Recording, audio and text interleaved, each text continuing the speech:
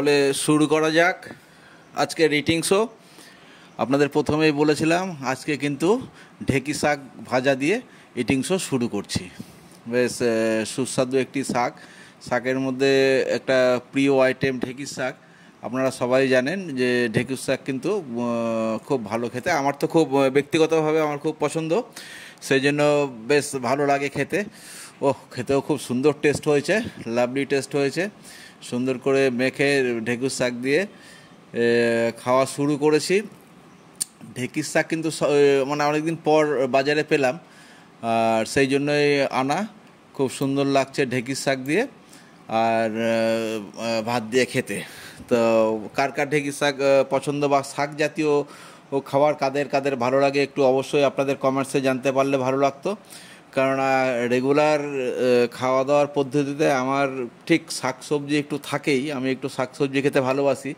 আমার খাওয়ার পদ্ধতি দেখে আপনাদেরও মনে হতে পারে বা দেখে এতদিনে বুঝে গেছেন যে একটু শাকসবজি বা তরিতরকারি খেতে আমার খুব ভালো লাগে। মাছ মাংস তো থাকেই, তার সাথে কিন্তু তরিতরকারিটাও আমার খুব পছন্দের খাবার।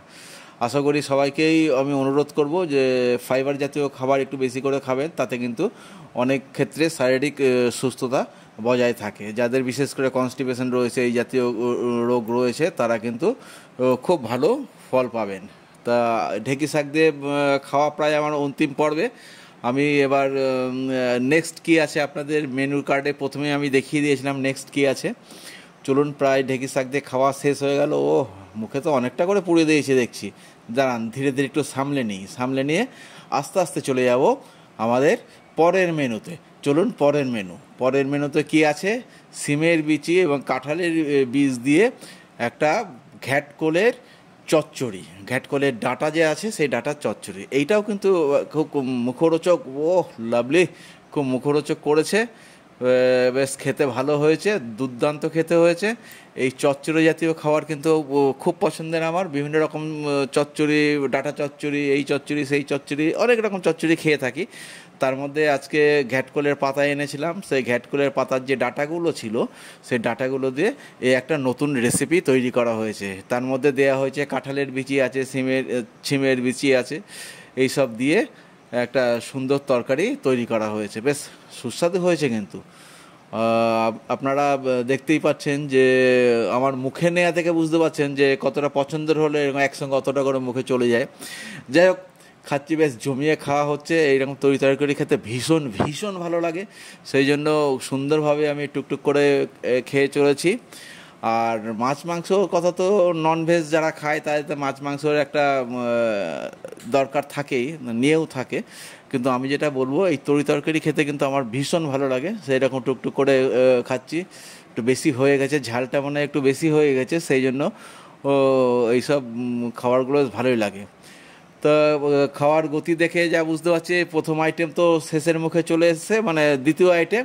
এবার থার্ড আইটেমে চলে আসবো। আপনারা সবাইকে বলেছি থার্ড আইটেম কী আছে, মেনু কার্ডও আপনাদের দেখিয়ে দিয়েছি। চলুন তাহলে যাই থার্ড আইটেমে। থার্ড আইটেম আছে চিকেনের পাতলা ঝোল এবং তার সাথে লেবু। আপনাদের একটা কথা মেসেজ জানিয়ে রাখি, আমার কিন্তু লেবু খুব ভালো লাগে চিকেনের সঙ্গে খেতে। চলুন, এই লেবু রস করে জমিয়ে মেখে একটা দুর্দান্ত মিশ্রণ তৈরি করে মেখে বেশ খেতে ভালো লাগবে। এবং চিকেন কিংবা মাছ জাতীয় কোনো না কোনো জিনিস আমার ডেইলি রুটিনে যেমন থাকে, তেমন তরিতরকারিও থাকে। আমার খাওয়ার নেচার এতদিনে আপনারা বুঝে গেছেন। আপনাদের সঙ্গে যে ধরনের মেনু আমরা শেয়ার করছি, সেই ধরনের মেনুতে কিন্তু আপনারা দেখতে পাবেন বিভিন্ন ধরনের তরকারি, তার সাথে হয় মাছ নয় মাংস ও কোনো একটা জিনিস থাকে। তা সেটা পছন্দসই যেটা হয়, মানে আজকে চিকেন আমাদের সপ্তাহে 2-3 দিন হয়েই থাকে। আর পাশাপাশি মাছও 2-3 দিন হয়। নিরামিষ খুব কম হয়। তা নিরামিষ হয় না, তার কারণ হচ্ছে ছেলে একদমই নিরামিষ খেতে পারে না, মানে নিরামিষের দিকে যায় না। তো বেশ জমিয়ে খাওয়া চলছে এই চিকেন দিয়ে।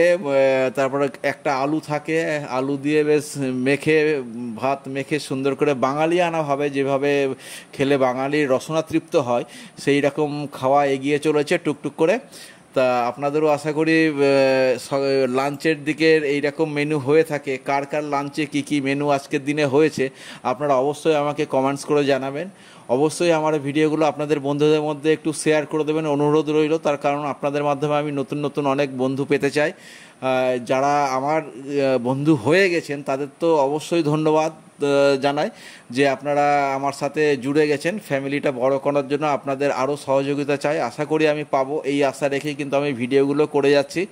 তা আপনারা দেখতে থাকুন, এবং আপনাদের যে যেখান থেকে আমার এই ভিডিও দেখছেন একটু সবাইকে বলবো একটু শেয়ার করে দেবেন আপনাদের বন্ধুদের মধ্যে, যাতে আমি আপনাদের মাধ্যমে নতুন নতুন বন্ধু পেয়ে যেতে পারি। তো বন্ধু, তো খাওয়া দাওয়া প্রায় শেষ লগ্নে আমি চলে এসেছি। টুকটুক করে মানে আজকের আর একটা খাওয়ার এপিসোড আমি শেষ করতে যাচ্ছি। আপনারা যে এতক্ষণ ধৈর্য ধরে আমার এই খাওয়ার ভিডিও দেখছেন, এর জন্য আমি সত্যিই খুব উৎসাহিত এবং অনুপ্রাণিত হই। ওই যে মাঝখানে তো আমি বড় ভিডিও ছাড়া একদম একটু বন্ধ করেছিলাম, একটু অন্য অন্য কাজে ব্যস্ত থাকার জন্য আমি রিলসে বেশি থাকতাম। এখন কিন্তু শনি রোববারে আমার কন্টিনিউয়াসভাবে প্রতি সপ্তাহের শনি এবং রবিবারে কিন্তু আপনারা আমার এরকম বড় ইটিং শোর ভিডিওগুলো পেতে থাকবেন। তা অনুরোধ রইল, আপনারা একটু দেখবেন, দেখলে আমার ভালো লাগবে। এবং যে ভালো লাগা আমি তখনই বুঝতে পারবো যখন আপনাদের শেয়ারের মাধ্যমে আমি অনেক নতুন নতুন বন্ধু আপনাদের মাধ্যমে পেয়ে যেতে থাকবো। এবং নতুন বন্ধু আমি কি করে পাবো, সবাইকে বলবো অবশ্যই অবশ্যই সাবস্ক্রাইব করবেন, এবং যাদেরকে শেয়ার করবেন তাদেরকে একটু অনুরোধ করে দেবেন যেন তারা একটু সাবস্ক্রাইব করে। সবাইকে অনুরোধ রইল, আমার ভিডিওগুলো আপনাদের কেমন লাগছে অবশ্যই কমেন্টস করবেন এবং লাইক করবেন, আপনাদের ইনভলভমেন্ট আমি চাইছি। তো বন্ধু, খাওয়া অন্তিম পর্বে যে রিকোয়েস্টগুলো সবাইকে করতে হয়, যে দেখা হবে তো আমাদের আবার পরবর্তী ভিডিওতে, তার আগে যেটা বলবো সেটা সবাই লাইক, কমেন্টস এবং শেয়ার করবেন। পাশাপাশি আপনারা আমার ভিডিওটা এতক্ষণ ধরে দেখার জন্য সবাইকে অসংখ্য ধন্যবাদ। এবং পরিতৃপ্তির খাওয়ার আরেকটা এপিসোড আমি এখানেই শেষ করছি। আপনাদের সঙ্গে এতক্ষণ থাকতে পেরে খুব ভালো লাগলো আমার। আপনাদের সবাইকে শুভেচ্ছা। তো দেখা হবে বন্ধু পরের ভিডিওতে। এইভাবেই আমার সঙ্গে থাকবেন, আপনারা আছেন বলেই কিন্তু আমি আছি। তাহলে বন্ধু টাটা মেসেজ লিখবেন এর সাথে টাটা।